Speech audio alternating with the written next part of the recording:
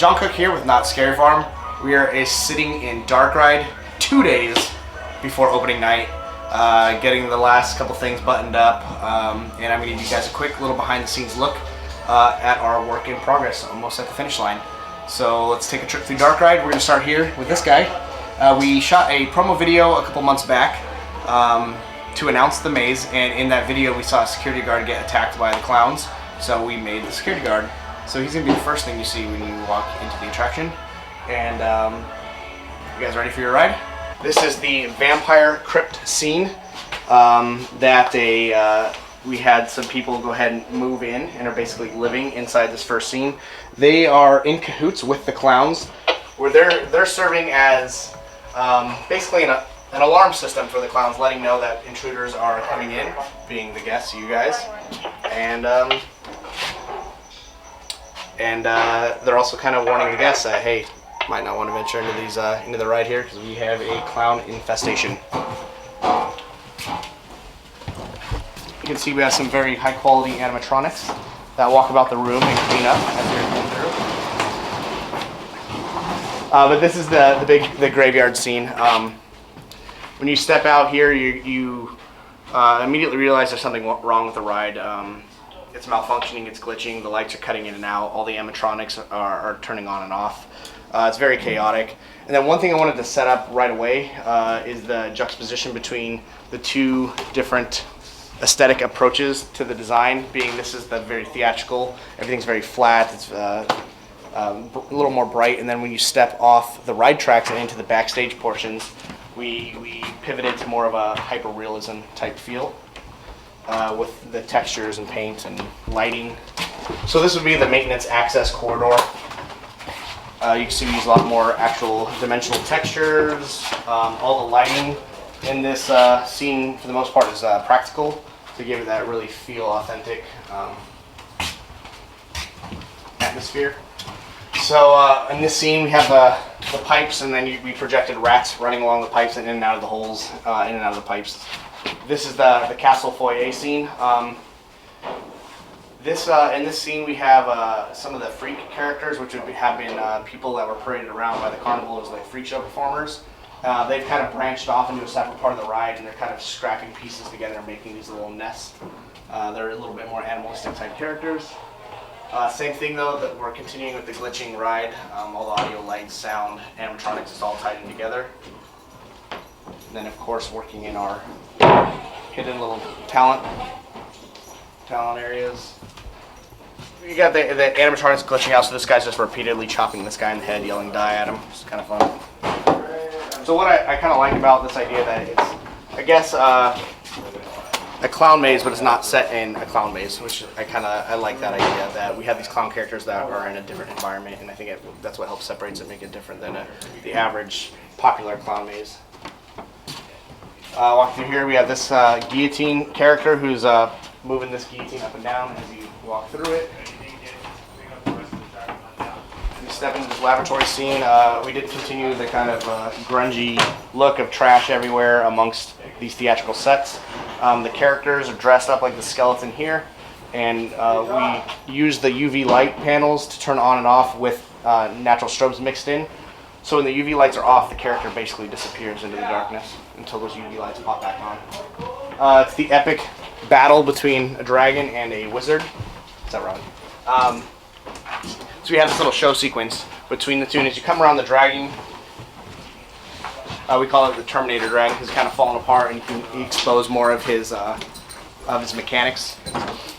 And he turns and breathes smoke at this wizard. The wizard flies up, and because he's malfunctioning, he actually slams his head into the ceiling. Then it all melts back down together. Where's this going? For anybody that's been coming to Knott Scary Farm for the last 12 years, you'll probably recognize Mongo, the animatronic that just won't die. This is the ultimate Easter egg room. For anyone that has followed Knott Scary Farm or is a diehard, you might recognize lots of things in this room. We actually use some of the drawings from the maze posted up on the walls.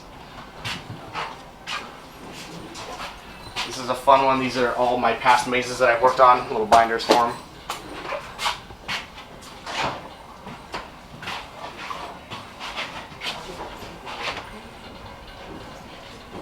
always try to come up with fun little hidden scare panels for talent to utilize. This would be the prop storage. So this is where old set pieces go, where they just kind of were storing things for the ride.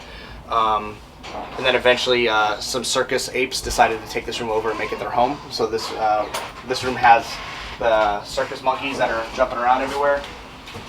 They have some cool, fun little scares to use, like this falling crates that they can push down on your head. They can go underneath, on top. It's a fun little jungle gym for them. It's probably one of my favorite characters. It's a living Zoltar machine. The old maintenance worker always had this weird infatuation with the Zoltar machine. His name is Dan, so he decided to take the costume off and turn it into Zoldan. So he's actually living inside the Zoltar machine with his little drop-down window scares. Lots of old cool pieces from past mazes. This guy's actually came out of the mine ride, I believe. The benefits of having a theme park at your disposal. This is the largest room in a maze at Knott Scary Farm ever. Massive room. You go through it twice. There's 14 actors dedicated to this one room alone. So this is kind of the epicenter of this clown encampment, if you will. So this is where the Ringmaster is and all of his cronies. We built him a pretty cool throne, a shopping cart there for him to sit on. So this is the main electrical vault for the ride, and you can see why the ride is finally wigging out, and that's because somebody spilled a pee bottle onto the power switch for it. So everything's kind of cutting in and out, popping. We have the firecracker effects going on here.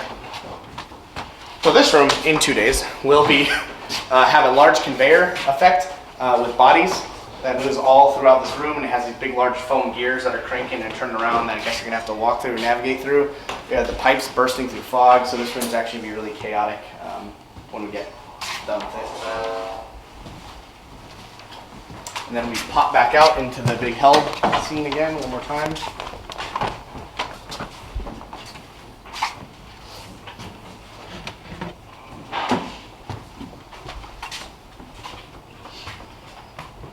Basically, my approach to this room was turn it into a jungle gym for the actors. Something I always wanted when I was an actor is just tons of things to be able to utilize and climb around on and be creative with. So that's why I have all these different levels of platforms. They can utilize the entire stage. We have a slide here for them. So it's gonna be a really fun room, really chaotic. We did a little rehearsal the other day, and I turned the corner and I was like, what have I done? It's just madness in here. So it's gonna be a lot of fun. And then we send you on out your way.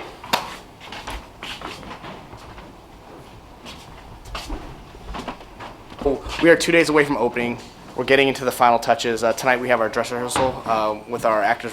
They get to come in costume, explore the space, show them their positions, and then we actually have fake run-throughs using other street monsters to come through. So right now everybody's working to try and get this thing cleaned up and safe for people to walk through. And then when that's done, the main thing we're trying to get done before we open is getting all our fake track laid out on the ground. That little detail to really bring the ride element to life. A lot of the effects we're still getting up and running, and then just the overall programming. Even though we strive to build, a kind of a cheesy feeling dark ride, it actually has a lot of technology behind it.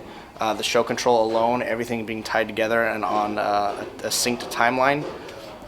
It's a lot of work. It's a lot of programming to get done in 2 days, so we'll be in here basically till we open, working on that stuff, making sure everything's perfect.